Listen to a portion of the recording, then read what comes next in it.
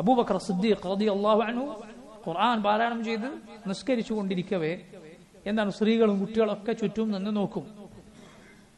അപ്പൊ ഇവർക്ക് പേടിയാണ്, ഖുറൈശികളുടെ നേതാക്കന്മാർക്ക് പേടിയാണ്. അബൂബക്കർ സിദ്ദീഖിന്റെ ഖുർആൻ പാരായണം കേട്ട് സ്ത്രീകളും കുട്ടികളും ഒക്കെ അവരുടെ ഭാഷയിൽ ഫിത്നയിലായി പോകുമെന്ന്, അഥവാ ഇസ്ലാമിലേക്ക് അവർ ആകൃഷ്ടരായി പോകുമെന്ന് എന്നവർക്ക് പേടിയാണ്. അതുകൊണ്ടാണ് അവർ എന്ത് പറഞ്ഞത്? وقال الذين كفروا لا تسمعوا لهذا القرآن والغوا فيه لعلكم تغلبون. അവർ പറഞ്ഞു, ഈ ഖുർആൻ നിങ്ങൾ കേൾക്കരുത്, മറിച്ച് ഖുർആൻ ഓതുമ്പോൾ നിങ്ങൾ ഒച്ചയിടുക വിജയിക്കാൻ വേണ്ടി. എന്നാൽ കേൾക്കേണ്ടതില്ലല്ലോ എന്ന രൂപത്തിൽ അവർ പറഞ്ഞിരുന്നത്. കാരണം ഈ ഖുർആൻ അവരെ അത്ഭുതപ്പെടുത്തി. അല്ലാഹുവിന്റെ കലാമാണ്. ഇതിലെ ഓരോ കാര്യങ്ങളും അത്ഭുതമാണ്. ഇതിലെ പദപ്രയോഗങ്ങൾ അത്ഭുതമാണ്. ഇതിന്റെ വാക്യങ്ങളുടെ ഘടന അത്ഭുതമാണ്.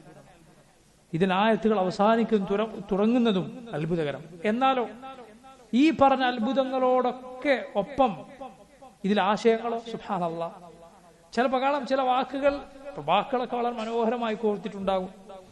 അതിന്റെ ഘടനയും സാഹിത്യമൊക്കെ ഉഷാറായി, പക്ഷെ ഉള്ളിൽ കാമ്പൊന്നും ഉണ്ടാവില്ല. ഇതോ അതിലെ അർത്ഥങ്ങൾ ഇതിനേക്കാൾ മനോഹരമാണ്. അത് നയിക്കുന്ന ജീവിതം ഏറ്റവും നല്ല ജീവിതമാണ്. നബി സല്ലല്ലാഹു അലൈഹി വസല്ലം ജീവിതം അതായത് കാന ഖുലുഖുഹു അൽ ഖുർആൻ. റസൂലുള്ളാഹി സ്വല്ലല്ലാഹു അലൈഹി വസല്ലം ഖുലുഖ് ഖുർആൻ ആയിരുന്നു എന്ന് ആയിഷ റളിയല്ലാഹു അൻഹ പറഞ്ഞത് കാണാം. എന്താണ് നബിയുടെ ഖുലുഖ് ഖുർആൻ ആണെന്ന് പറഞ്ഞാൽ, ഖുർആൻ ഹലാലാക്കിയെടുത്ത് അത് നബി സല്ലല്ലാഹു അലൈഹി വസല്ലം ഹലാലാണ്.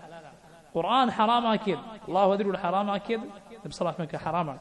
ഖുർആനിന്റെ അത്ഭുതങ്ങളിൽ നിൽക്കുക, ഖുർആനിന്റെ ഉപമകൾ ഉൾക്കൊള്ളുക, ഖുർആനിലെ ഗുണപാഠങ്ങൾ അത് മനസ്സിലാക്കിയെടുക്കുക. അപ്പൊ നോക്കൂ, ഇത് നൂറാണ്, ഇത് ഹിദായത്താണ്. നോക്കൂ, അത് ഒരാൾ പഠിച്ചാൽ, ചില പണ്ഡിതന്മാർ പറഞ്ഞത് കാണാം, 10-ലധികം പണ്ഡിതന്മാർ. എങ്ങനെയുള്ള പണ്ഡിതന്മാർ? ചില്ലറക്കാരല്ല.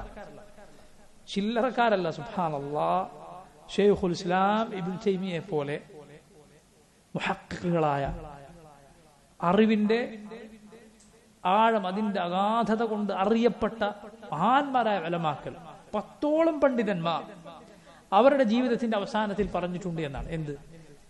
ഞാൻ എന്റെ ജീവിതത്തിൽ കുറച്ചുകൂടി അള്ളാഹുവിന്റെ ഖുർആൻ അത് പഠിക്കാൻ മാറ്റിവെച്ചിരുന്നെങ്കിൽ എന്ന് ഞാൻ ആഗ്രഹിച്ചു.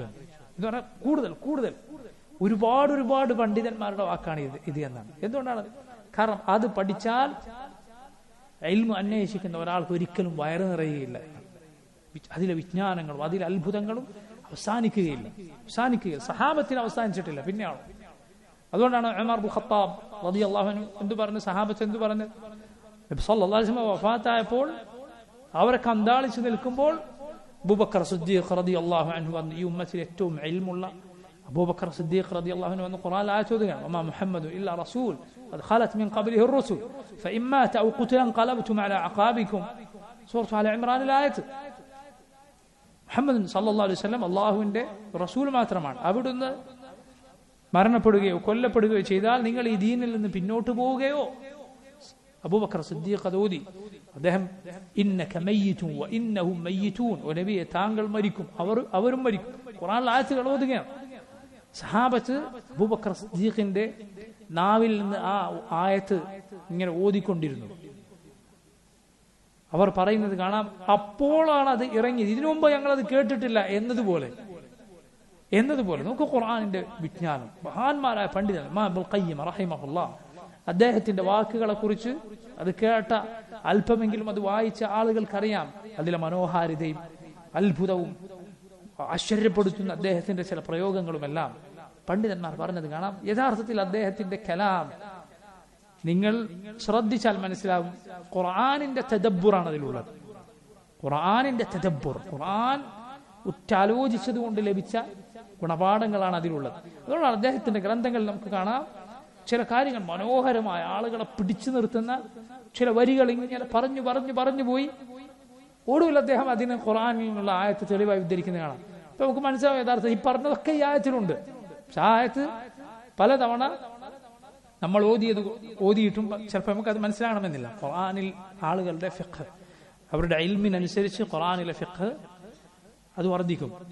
നീ ബാക്കിയുള്ള വിജ്ഞാനങ്ങൾ, ഹദീസുകൾ, ഇതുപോലുള്ള കാര്യങ്ങൾ, ഫിഖ്, ഇതൊക്കെ കൂടുതലായി പഠിച്ച് നീ അതിനുശേഷം പിന്നെ ഖുർആൻ ഓതിയാൽ നിനക്കൊരു പുതിയ അനുഭവമായിരിക്കും. ഖുർആൻ പറയുന്നത് നിങ്ങൾ ശ്രദ്ധിക്കുക.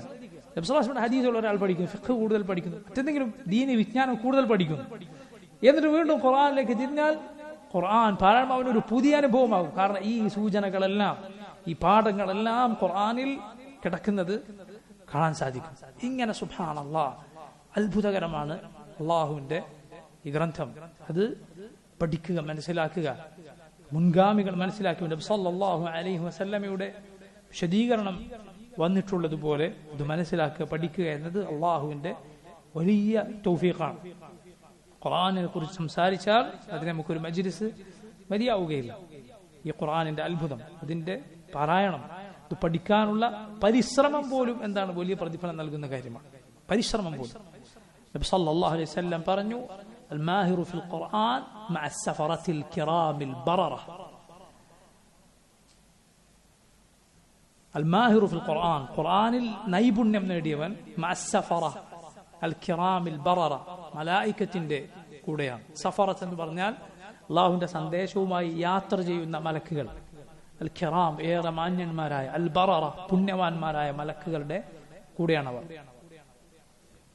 والذي يقرأ القرآن ويتتعتع فيه وهو عليه شاق له أجران.